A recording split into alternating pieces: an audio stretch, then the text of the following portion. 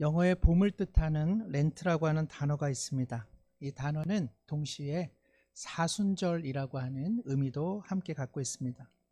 사순절은 아시는 것처럼 부활절에서 역순으로 부활 주일을 제외하고 토요일까지 포함한 40여일의 시간을 사순절이라고 말하죠.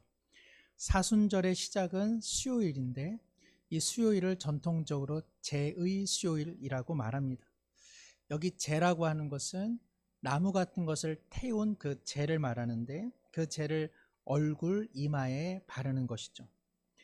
예전에 어느 감리교회에 잠시 예배를 드린 적이 있는데 비록 수요일은 아니지만 사순절 절기를 지키면서 예배가 마칠 쯤 성도님들 한 분 한 분이 이 앞자리로 다 왔습니다. 그리고 목사님이 더러는 그분의 이마에 혹은 누군가의 손등에 검은 재를 바르고 그리고 그분들은 각자의 처소로 돌아갔습니다.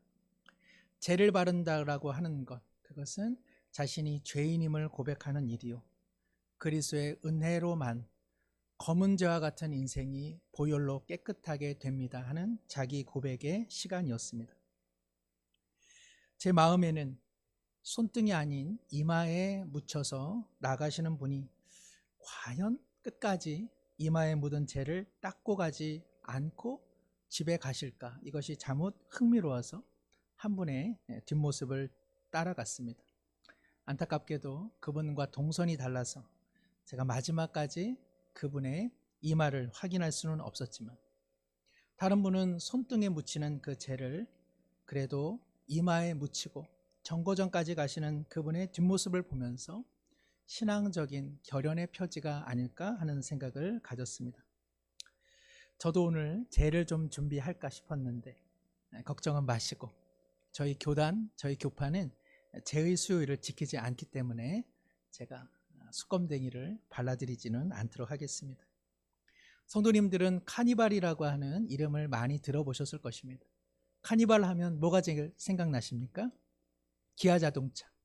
우리 집도 저런 거 하나 있으면 좋겠다. 그 카니발, 흥겨운 축제라는 뜻을 갖고 있죠.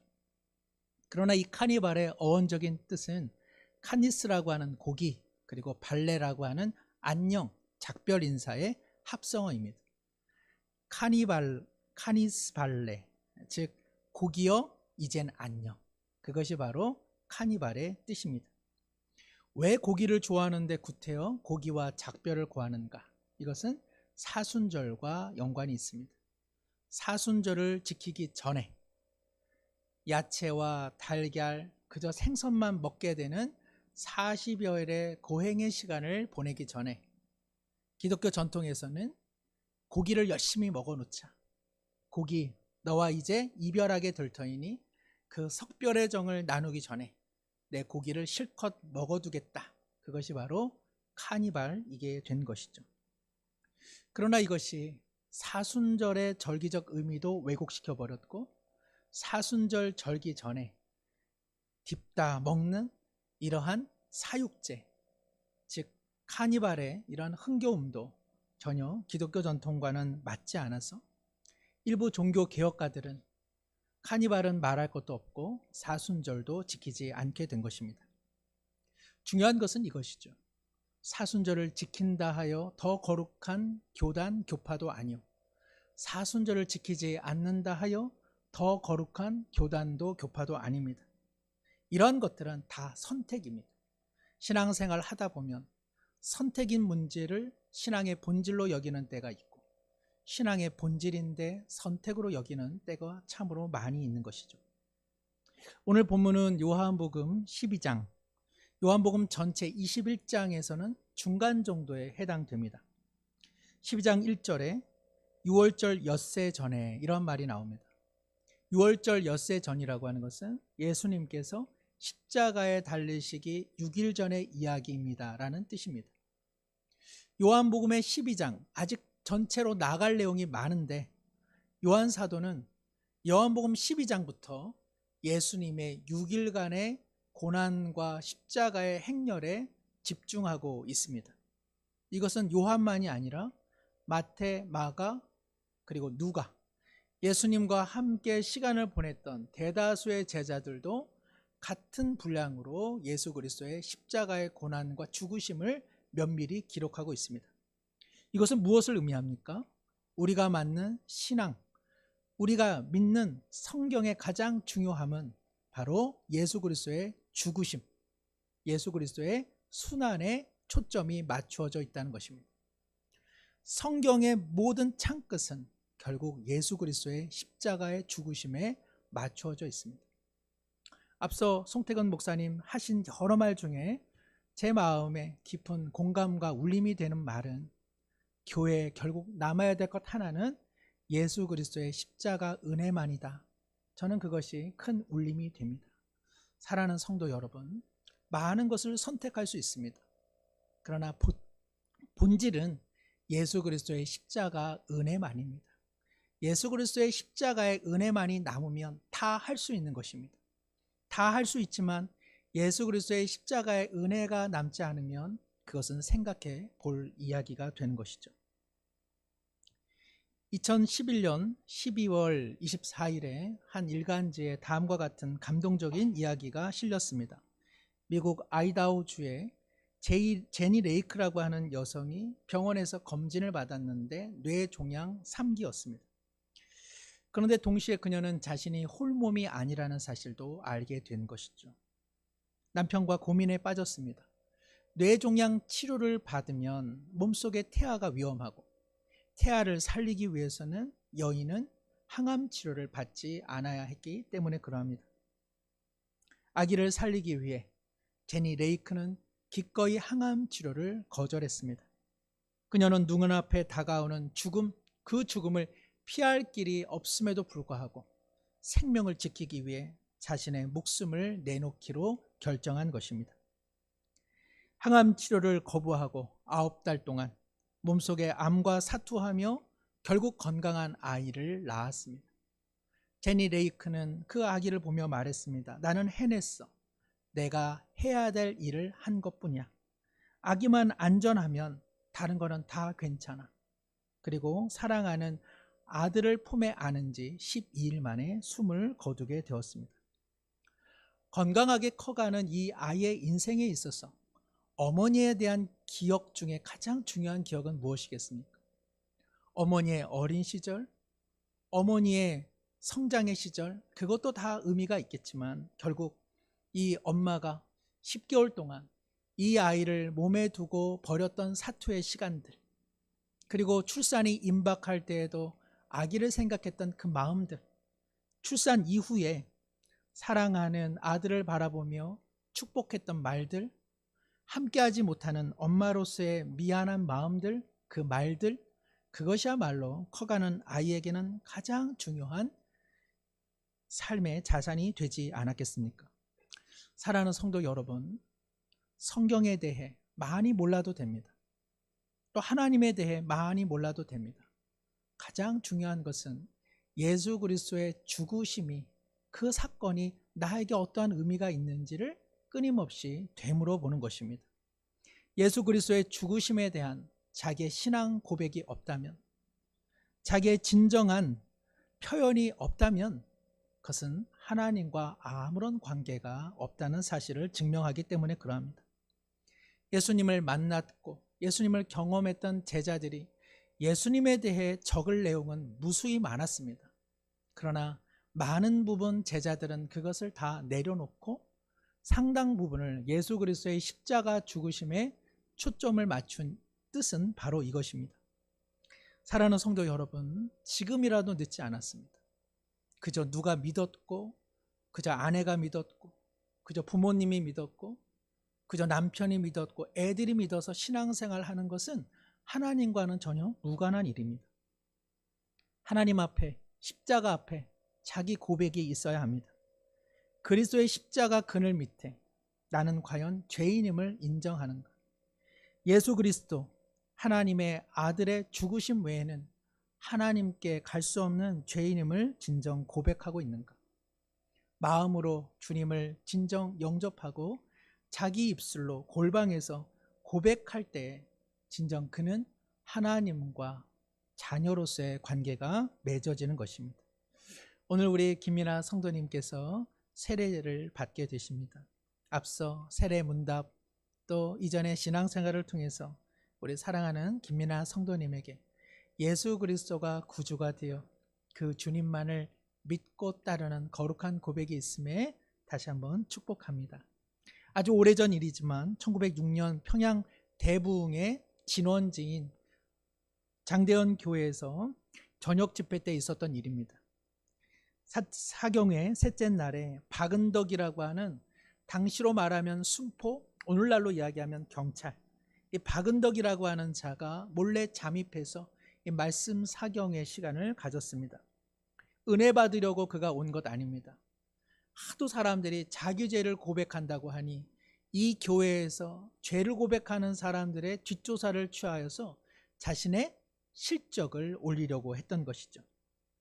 사경회를 인도하시던 길선주 목사님은 지옥을 취할 것이냐 아니면 천당을 택할 것이냐 라는 제목으로 말씀을 전하였습니다. 그 말씀을 듣던 이 박은덕에게 마음의 울림이 일어났습니다. 길선주 목사님은 도둑질하는 것이 큰 죄가 아니라 도둑질하는 그 마음을 다스릴 수 없는 그 심령이야말로 하나님의 심판의 대상이라고 하는 말에 그는 울부짖습니다. 목사님, 저는 천당에 와서 죄인들을 잡으려고 한 진정 죄인 박은덕이라고 하는 순포입니다. 저는 어쩌면 좋습니까? 저 살아야 되겠는데 어떻게 하면 저는 지옥에서 벗어나 하나님의 자녀가 될 수 있단 말입니까? 그의 울부짖는 목소리에 길 목사님은 예수 그리스도의 은혜를 받아들여라. 하나님께서 예수 그리스도를 통해 당신을 용서했음을 마음 깊은 곳에 모시라 이야기한 것이죠. 사랑하는 성도 여러분, 우리가 예수 그리스도를 높입니다. 예수 그리스도의 이름으로 기도합니다. 예수 그리스도 말은 많이 하는데 예수 그리스도 뜻이 무엇입니까? 간단히 말씀드리면 예수는 그리스도라는 고백입니다. 당시에 예수라고 하는 이름은 흔한 이름이었죠. 그 흔한 사람 중에 범법자로, 흉악범으로, 이단자로, 선동가로, 혁명가로 십자가에 비참하게 달려 죽은 어느 한 사나이, 바로 그 사나이가 그리스도, 즉 나를 구원하신 하나님의 아들이요, 그리고 나를 구원하기 위한 하나님의 구주였음을 고백합니다. 그것이 바로 예수 그리스도입니다. 바로 그 예수라고 하는 한 사나이가 나를 살리기 위한 하나님의 최선의 방법이었음을 고백하는 것, 바로 그것이 예수 그리스도일진데, 고난주간과 그리고 부활절을 맞이하는 우리의 심령 가운데 다른 것 말고 예수 그리스도, 하나님께서 나를 살리시기 위해 자신의 아들을 버리신 그 사건이 우리 각자의 사건이 되기를 다시 한번 축복합니다. 오늘 본문은 베다니의 어느 잔치집을 배경으로 하고 있습니다. 이곳에는 그야말로 사랑의 향기가 지금 진동하고 있습니다. 예수님은 베다니를 좋아하셨습니다. 예수님도 마음 들 곳이 필요했습니다. 예루살렘에는 종교주의자들, 율법주의자들, 형식적으로 하나님 나라를 따른다라고 하는 외식주의자들로 넘쳐날 때에 예수님께서는 진정 어린 마음으로 함께 위로를 나누고 고단한 삶을 안식할 처소가 필요했습니다. 그것이 바로 베다니 그리고 나사로의 집이었습니다. 우리 성도님들은 나사로 잘 아실 것입니다. 죽은 사람입니다. 그러나 그는 예수 그리스도의 은혜로 다시 부활한 첫사람이 되었습니다. 나사로가 다시 살아났으니 마을에는 큰 경축이 일어났습니다. 나사로를 살린 예수님을 모셔서 한껏 지금 잔치가 열려지고 있는 것이죠. 아마 우리 성도님들 중에도 누가 죽었다가 다시 살아났다, 그러면 아마 그분을 위해서 우리 교회도 잔치를 벌여야 되지 않겠습니까? 예수님께서 만일 우리 교회에 오신다면 아마 우리도 음식을 좀 준비해야 되지 않겠습니까? 고깃국도 좀 끓이고 동그랑땡도 좀 부치고 파전도 부치고 또 뭐도 하겠습니까? 뜯어오신 쑥떡도 조금 내놓으시고 잡채도 하고 막걸리는 아닙니다. 예. 오늘 2절에 보니까는요, 마르다가 누구를 위해서? 예수를 위하여 잔치할 때 마르다가 열심히 일을 합니다. 참 마르다 어떤 여성입니까? 귀한 여성입니다. 마르다 참 귀한 여성이죠. 하나님 나라, 교회, 가정에 이렇게 일하는 사람이 필요합니다. 말 없이 그저 예수님을 위하여, 사람들을 위하여 뭐라도 좀 만들어 보려고 손과 발로 애쓰는 마르다 같은 사람, 얼마나 귀한 사람인지 모르겠습니다. 우리 교회도 이런 분들이 많은 줄로 믿습니다. 지금 오미크론 때문에, 지금 코로나 때문에 실력 발휘를 안 하셔서 그렇지 몸으로 손과 발로 섬기시는 분들이 얼마나 많이 있습니까? 사랑하는 성도 여러분, 건강한 교회에는 이처럼 몸으로 수고하는 분들, 말없이 주님의 손과 발이 되어 섬기는 분들이 많은 교회야말로 복된 교회인 줄로 믿습니다. 또 복된 교회는 그처럼 섬기는 분들 함께 고마워하는 것이죠. 왜 저렇게 해? 왜 저런 것을 해? 이런 것이 아니라 참 감사하다, 참 고맙다, 참 내가 해야 될 일이요, 저 빈자리 어떻게 알고 위에서 이렇게 힘쓰는지 고마워하고 격려하는 교회가 되기를 간절히 소망합니다. 이런 교회를 하나님께서 자기네들끼리 뭐 잘했다 어쨌다 사람 냄새 난다 이리 말씀 안 하십니다. 사람 나는 냄새란 어떤 교회입니까? 자기 목소리, 자기 우쭐대는 목소리가 크게 울리는 교회, 그게 사람 냄새 나는 교회죠. 이것은요, 서로 칭찬하고 고마워하고 누가 그냥 그렇게 몸으로 수고하면 칭찬해 주는 것, 이것은 예수 그리스도의 향기가 나는 교회 공동체입니다. 우리 부모님들 어떠세요? 아무리 부모에게 잘해도요, 형제들끼리 서로 사나운 말 하면 어느 부모도 마음이 편하지 않습니다. 부모에게 별거 하지 않는데도 형제지간 자매지간에 살뜰히 챙겨주고 별일 아닌데 서로 격려해주고 따뜻하게 맞아주면 그 부모는요, 그게 뭐가 됩니까? 효가 되는 것이죠. 주님의 마음이 그렇습니다. 서로 위하고 함께하고 격려하고 고마워하고 뭐 하나라도 잘했다 칭찬해 주는 마음. 그래서 신약 성경 서신서에요, 정말 많이 등장하는 단어가 서로라는 말, 함께라는 말입니다. 마르다는 이처럼 누가 보든 안 보든 성실하게 사람을 섬기고 주님을 섬깁니다. 나사로를 볼까요? 오늘 2절 중반에 보니까 나사로는 예수와 함께 앉은 자 중에 있더라. 그때나 지금이나 남자들은 그냥 일 안 하고 딱 붙어서 그냥 젓가락질만 하는구나 이리 볼 수도 있지만, 나사로는 그 삶 자체가 어떤 삶입니까? 은혜입니다. 은혜. 이 사람은요, 죽었다가 살아난 사람입니다. 그러니까 이 사람은요, 사람으로 보이는 것이 아니라 하나님의 영광으로 보이는 것입니다. 시련의 큰 바다를 헤쳐나온 사람입니다. 인생의 가장 절망과 그리고 참혹한 인생의 삶 속에서 하나님의 은혜로 살아난 사람이니까 이 사람은 그 있음 자체가, 이 사람은 그 존재 자체가 그냥 하나님 앞에 영광이요 향기가 나는 사람이죠. 우리 수유중앙교회 안에도요, 그냥 있음 자체가 향기 나는 분들이 많은 줄로 믿습니다. 참 어려운 삶, 참 힘겨운 삶, 상실의 삶, 아픔의 삶, 누구도 헤아릴 수 없는 고통의 그 시면을 지나쳐온 분들이 많이 계시잖아요. 저는 중병도 알아본 적 없고요, 또 큰 시련을 경험하지 않았습니다만 아마 우리 성도님 중에는 큰 시련을 경험한 분들, 그래서 다시 정말 인생이 산 것 같은 새롭게 소생되어 살아가는 분들도 많으리라 생각합니다. 사랑하는 성도 여러분, 그것 자체가 하나님 앞에 영광이 되는 줄로 믿습니다. 더 잘하려고 안 하셔도 됩니다. 그 고통스러운 삶을 버텨내는 것만으로도 예수 그리스도의 향기요 하나님의 영광이 드러나는 것이죠. 나사로가 그러한 인생을 산 것입니다. 그는 그 존재 자체가 십자가의 흔적, 하나님의 손길을 나타낸 것이죠. 또 다른 한 인물이 나옵니다. 3절에 보니까 마리아는, 우리 함께 한번 읽습니다. 마리아는 지극히 비싼 향유 곧 순전한 나드 한 근을 가져다가 예수의 발에 붓고 자기 머리털로 그의 발끝을 닦으니 향유 냄새가 집에 가득하더라. 야, 이게 웬일입니까? 마리아가 지금 일을 저지르고 말았습니다. 좋은 잔치 분위기였거든요.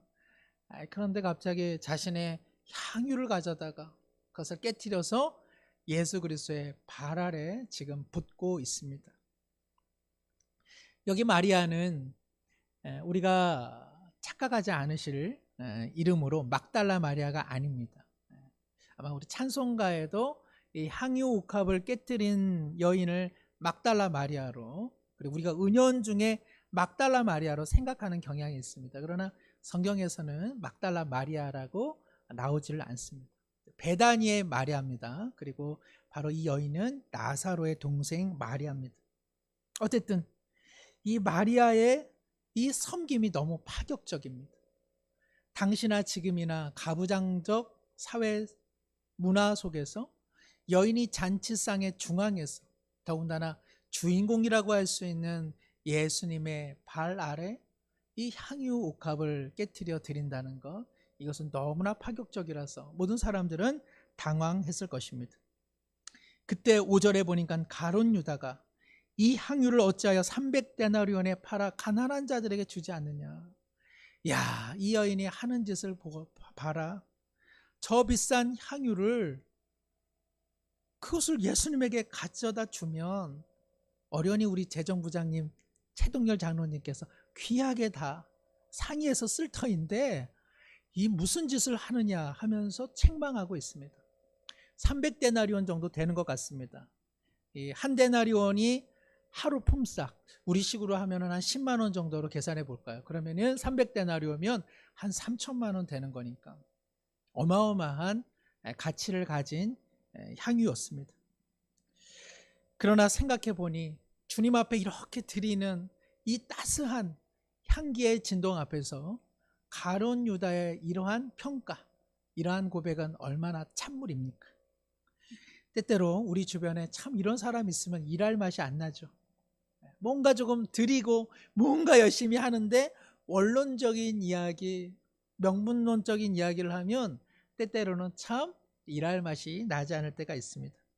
마르다처럼 손수 일하는 것도 아니요, 그 있음의 존재 자체가 예수 그리스도의 향기를 드러내는 나사로와 같은 인생을 살지 못했는데 그저 원론적이고 당연한 말만 하면 참 주위에 있는 사람들이 힘들어지기 시작합니다. 좀 다른 이야기지만 저희 어머니께서 이렇게 음식을 해놓으시면 맛있죠. 맛있는데도 불구하고 누나랑 저랑 젓가락질을 깨작깨작 하면서 엄마, 여기에는 뭐가 좀 들어가면 더 맛있더라. 엄마, 예전에는 이렇게도 하셨더만 요즘에는 어떻게 잘 못하셔? 그러면 어머니께서 야, 입만 살았지 손 하나 까딱하지 않으면서 네 둘은 어째 그러냐. 요거를 이제 제가 이제는 저희 아내를 통해서 다시 또 듣고 있습니다만은, 마르다의 어떤 이런 몸을 행하는 섬김의 향기도 없고, 나사로처럼 존재 자체가 하나님 앞에 영광을 올려드리는 삶의 흔적 없고, 마리아처럼 드리는 어떤 헌신의 향기가 없으면서 그저 평가만 하는 이 냉랭어린 가룟 유다의 마음은 참으로 지치게 하는 것이죠. 사랑하는 성도 여러분, 왜 가룟 유다는 이런 이야기를 할까요? 왜 가룟 유다는 예수님과 함께 동거동락하며 그처럼 많은 시간을 보냈음에도 불구하고 이처럼 냉랭하며 이처럼 거짓된 말을 할까요? 그것은 다른 것 아닙니다. 하나님의 은혜가 부족했기 때문이 아니라 하나님의 은혜를 마음 깊은 곳에 모셔드리지 않았기 때문에 그러합니다. 하나님의 부어주시는 은혜를 그는 끊임없이 밀쳐냈기 때문에 그는 인생을 100번 살아도 마리아와 같은 헌신, 마리아가 그 값비싼 향유를 드리면서도 아까워하지 않고 오히려 더 드리지 못해 안타까운 그 마음을 헤아릴 수 없는 것이죠. 사랑하는 성도 여러분, 은혜가 없이는, 주님과 마음 깊은 곳에 만남 없이는 어떠한 진실된 헌신도 작은 포기도 육적인 마음을 갖고 있는 우리로서는 결코 쉬운 일이 아닙니다.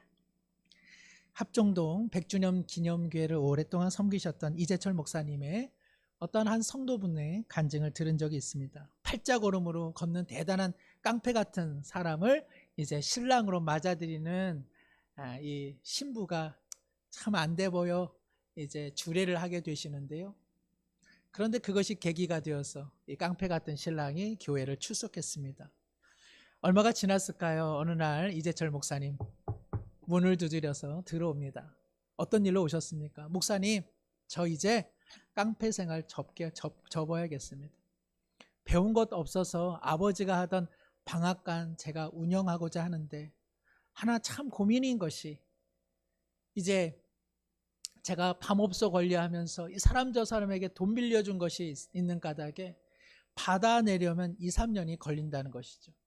그러다 보면 또 다시 밤세계로 돌아갈 것 같은데 돈은 필요하고 그리고 이 생활은 접고 싶고 어찌해야 될 바를 모르겠습니다.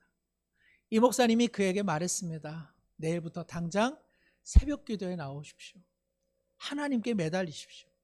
그러면 하나님께서 다른 방법으로 당신의 삶을 채워주실 것입니다. 하나님과 만나기를 바랍니다.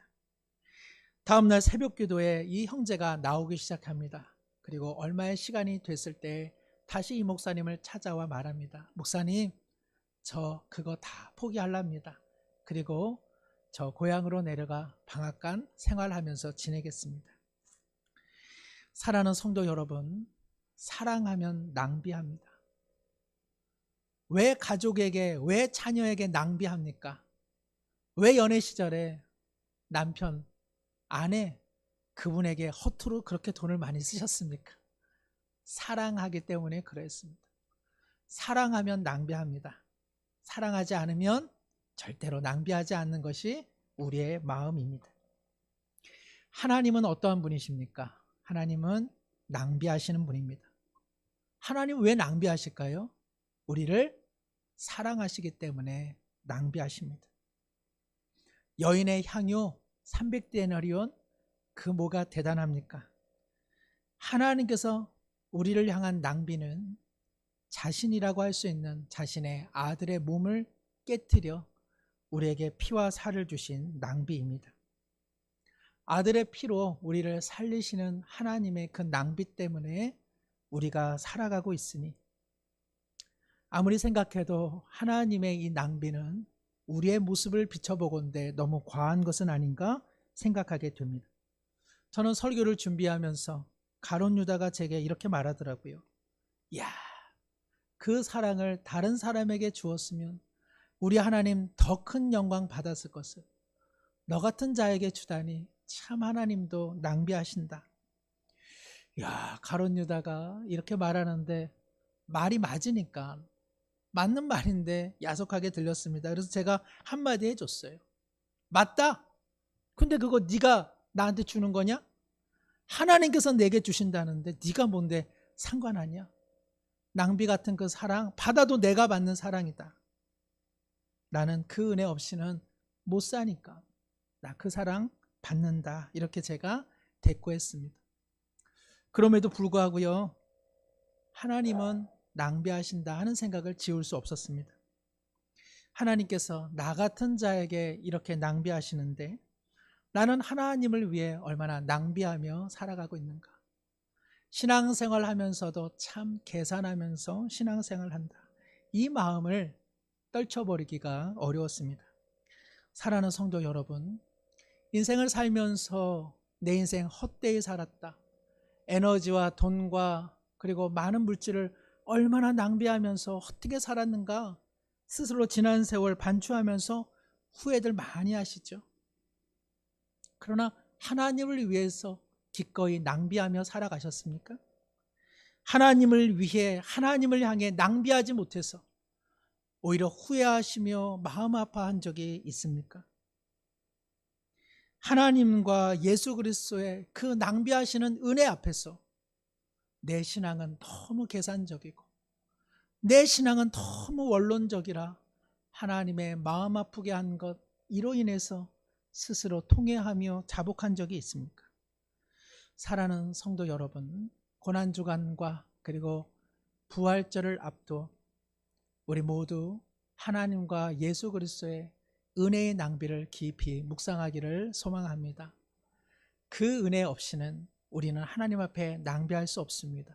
그러나 하나님의 사랑의 낭비가 우리의 머리 정수리부터 발끝까지 부어질 때만 우리는 하나님을 향할 거룩한 낭비를 하는 진정한 믿음의 사람들 다 될 줄로 믿습니다.